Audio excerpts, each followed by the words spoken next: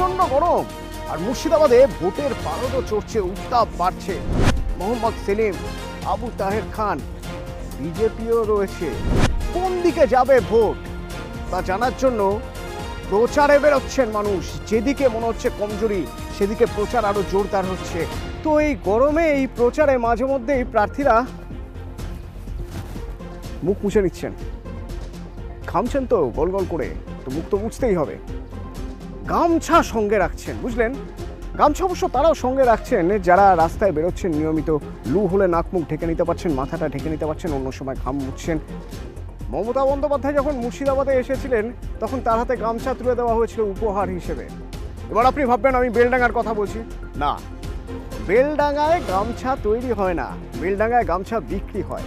তো গামছা যারা বানান, যারা গামছা বোনেন, তারা কোথায় থাকেন? তারা থাকেন তর্তিপুরে।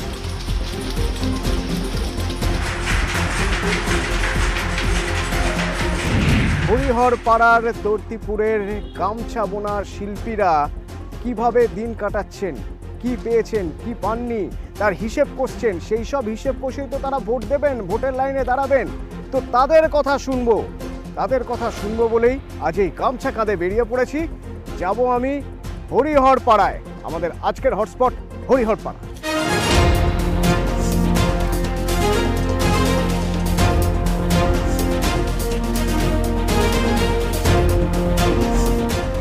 এখানে মোটামুটি একসঙ্গে কতটা কাজ হচ্ছে?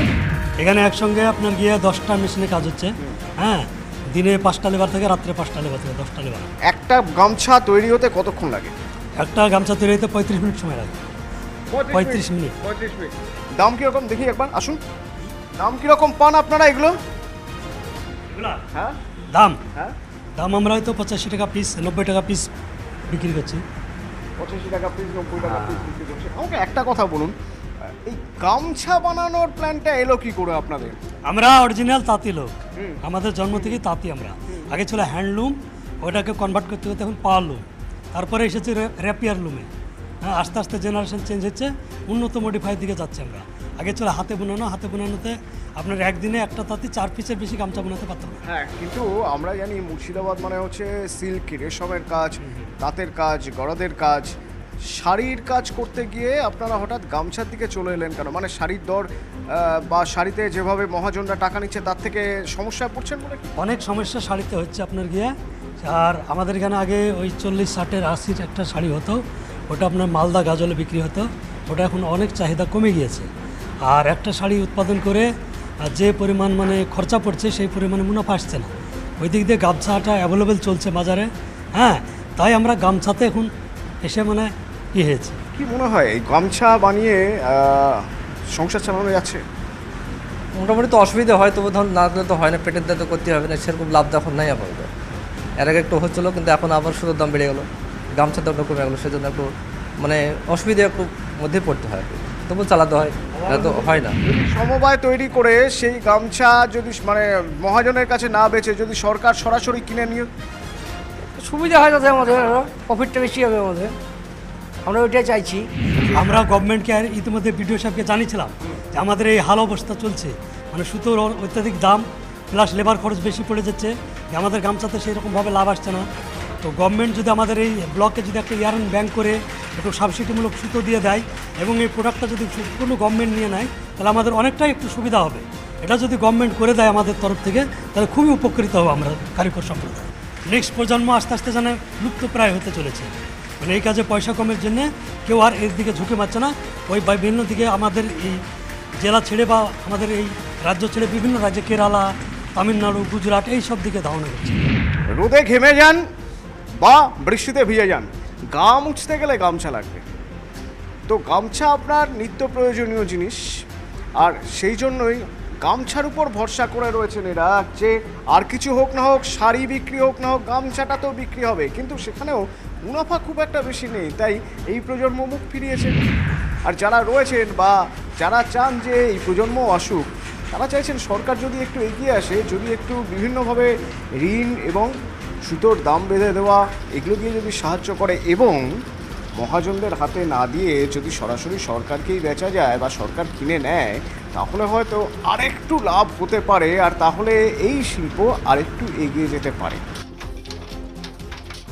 আপনি এই যে হাতে এখনো কষ্ট করে আপনি এখনো পর্যন্ত বুনে যাচ্ছেন গামছা, ছেলে করে না?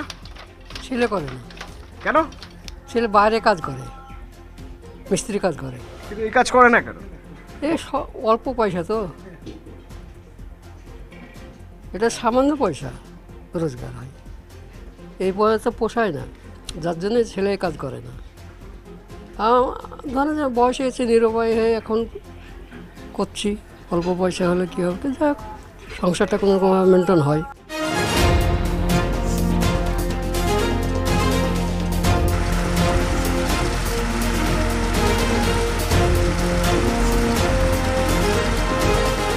ছেলেরা এই কাজ করছে? ছেলেরা করে না, আমার ছেলে একটা আছে গাড়ি চালায়, এটা বাড়ির মেয়েরাই করে। কেন ছেলেরা করে না কেন? ছেলেরা ওই অল্প পয়সা, এটা পয়সা তো পোষাবে না, এটাতে এটা করে না পেটের ভাত হবে না, এই কারণে ছেলেরা করে। পুরো পরিবার মিলে সবাই গামছার কাজ করে? সব আমরা গামছার কাজ করি। কিরকম হয় তাও মোটামুটি রোজগার? রোজগার হয়, চলে? হ্যাঁ চলে, কোনো রকম সংসার চলে। দিন চলছে? চালাতে হয়েছে, তাই চলছে, যেভাবে হোক চালাতে হয়েছে।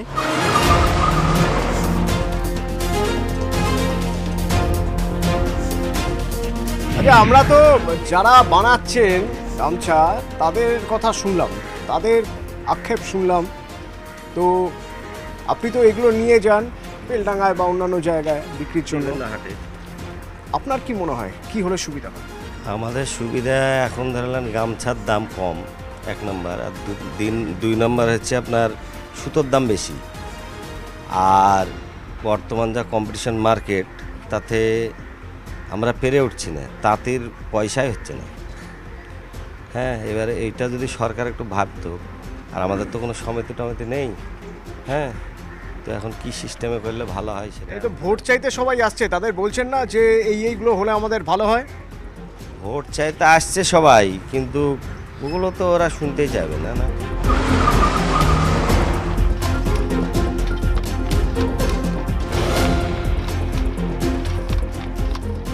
গামছা বোনায় লাভের মুখ দেখছে না, তাই তারা অন্য রোজগারের রাস্তা খুঁজে নিচ্ছেন, যাতে একটু বেশি পয়সা আসে, যাতে সংসারে স্বাচ্ছন্দ্য আসে।